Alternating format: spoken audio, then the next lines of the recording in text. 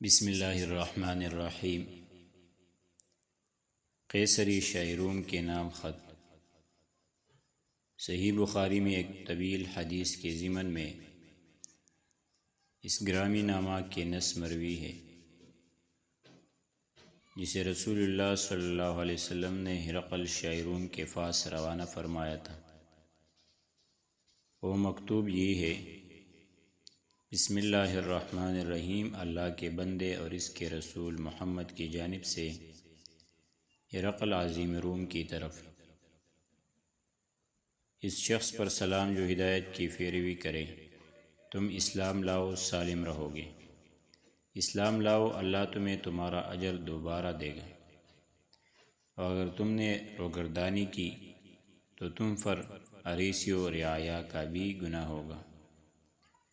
اے اہل کتاب، ایک ایسی بات کی طرف آؤ جو ہمارے اور تمہارے درمیان برابر ہے، کہ ہم اللہ کے سوا کسی اور کو نہ پوجیں، اس کے ساتھ کسی چیز کو شریک نہ کریں، اور اللہ کے بجائے ہمارا بعض کو رب نہ بنائے۔ پس اگر لوگ رخ پھیرے تو کہہ دو کہ تم لوگ گواہ رہو، ہم مسلمان ہیں۔ اس گرامی نامہ کو پہنچانے کے لیے دہیہ بن خلیفہ کلبی کا انتخاب ہوا۔ آپ نے انہیں حکم دیا کہ وہ یہ خط سربراہ بصرہ کے حوالے کر دیں، اور وہ اسے قیصر کے پاس پہنچا دے گا۔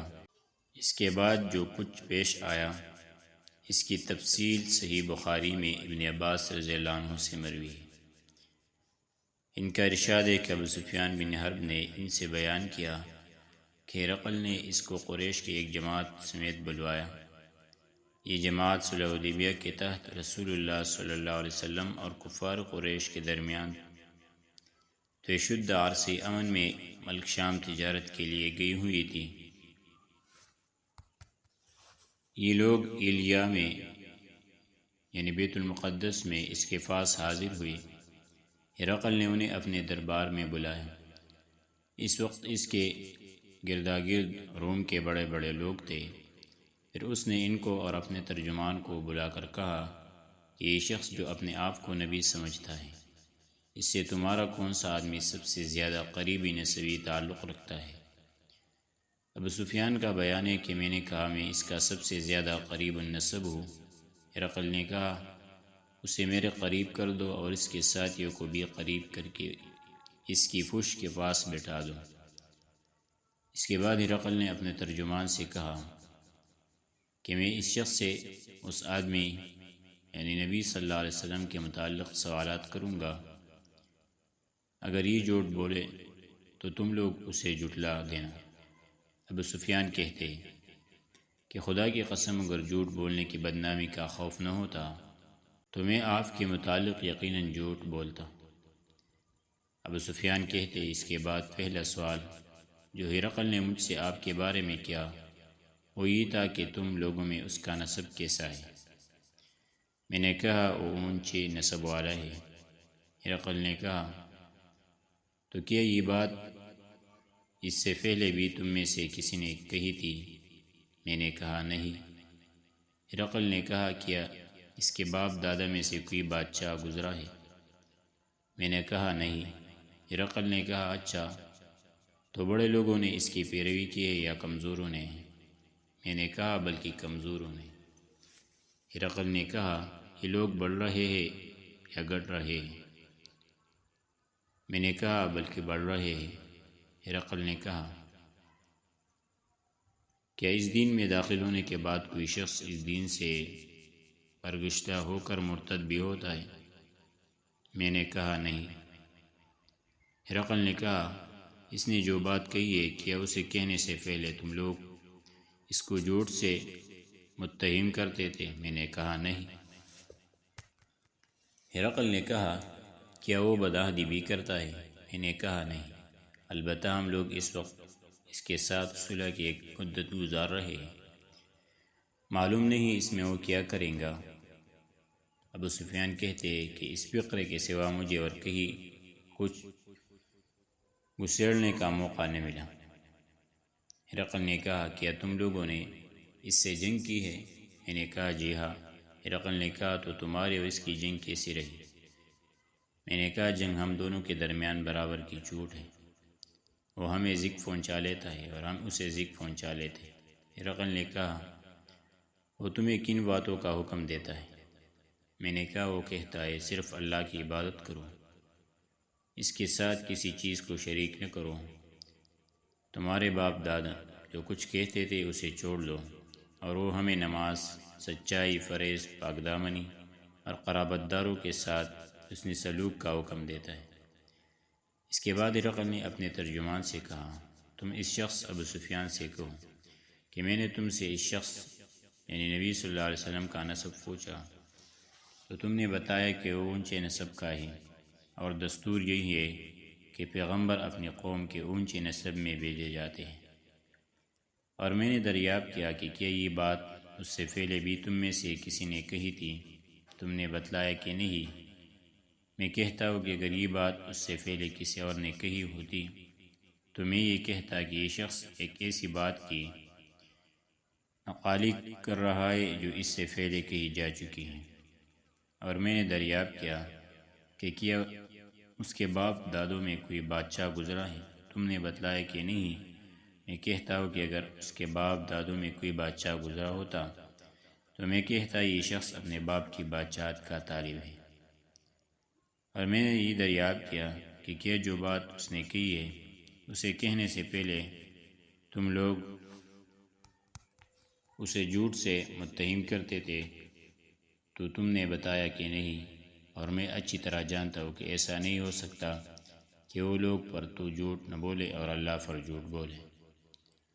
میں نے یہ بھی دریافت کیا کہ بڑے لوگ اس کی پیروی کر رہے ہیں یا کمزور، تو تم نے بتایا کہ کمزور نے اس کی پیروی کی ہے، اور حقیقت یہ ہے کہ یہی لوگ پیغمبروں کے پیروکار ہوتے ہیں۔ میں نے پوچھا کہ کیا اس دین میں داخل ہونے کے بعد کوئی شخص مرگزشتہ ہو کر مرتد بھی ہوتا ہے؟ تو تم نے بتلایا کہ نہیں، اور حقیقت یہ ہے کہ ایمان کی بشاشت جب دلوں میں گھس جاتی ہے تو ایسا ہی ہوتا ہے۔ اور میں نے دریافت کیا کہ کیا وہ بدعہدی بھی کرتا ہے؟ تو تم نے بتلایا کہ نہیں، اور پیغمبر ایسے ہی ہوتے ہیں، وہ بدعہدی نہیں کرتے۔ میں نے یہ بھی پوچھا کہ وہ کن باتوں کا حکم دیتا ہے؟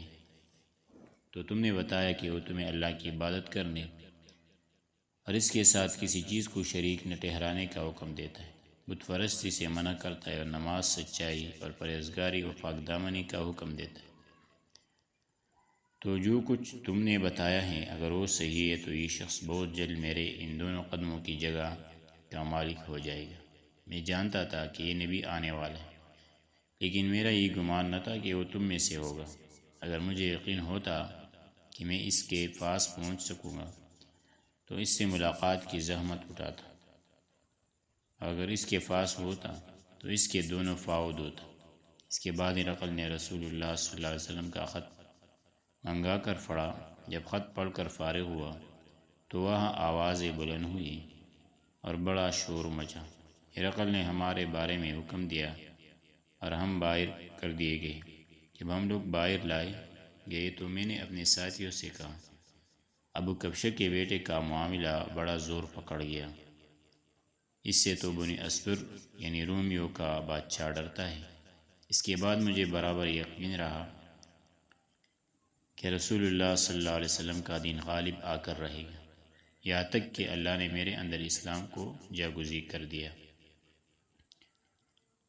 یہ قیصر پر نبی صلی اللہ علیہ وسلم کے نام مبارک کا وہ اثر تھا جس کا مشاہدہ ابو سفیان نے کیا۔ اس نام مبارک کا ایک اثر یہ بھی ہوا کہ قیصر نے رسول اللہ صلی اللہ علیہ وسلم کے اس نام مبارک کو پہنچانے والے یعنی دہیہ کلبی رضی اللہ عنہ کو مال اور فارچ جات سے نوازا،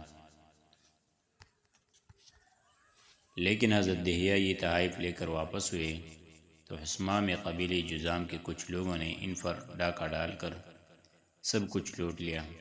حضرت دہیہ مدینہ پہنچے تو اپنے گھر کے بجائے سیدھے خدمت نبوی میں حاضر ہوئے اور سارا ماجرا کہہ سنایا۔ تفصیل سن کر رسول اللہ صلی اللہ علیہ وسلم نے حضرت زید بن حارثہ کی سرکردگی میں 500 صحابہ کرام کی ایک جماعت حسمہ روانہ فرمائی۔ حضرت زید رضی اللہ عنہ نے قبیلے جذام پر چنجوج مار کر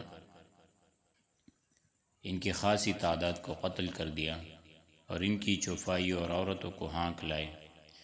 چوپائیوں میں 1000 اونٹ اور 5000 بکریت، اور قیدیوں میں 100 عورتیں اور بچے تھے۔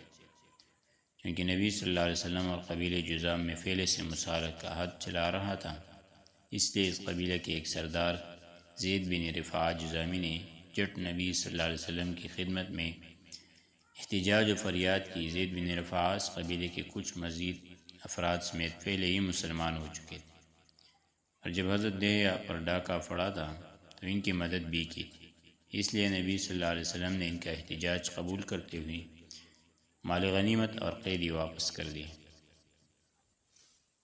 عام اہل مغازی نے اس واقعے کو صلح حدیبیہ سے پہلے بتلایا ہے، مگر یہ فاش غلطی ہے، کیونکہ قیصر کے پاس نام مبارک کی روانگی صلح حدیبیہ کے بعد عمل میں آئی تھی۔ اسی لیے علامہ ابن قیم نے لکھا ہے کہ یہ واقعہ بلا شبہ حدیبیہ کے بعد کا ہے۔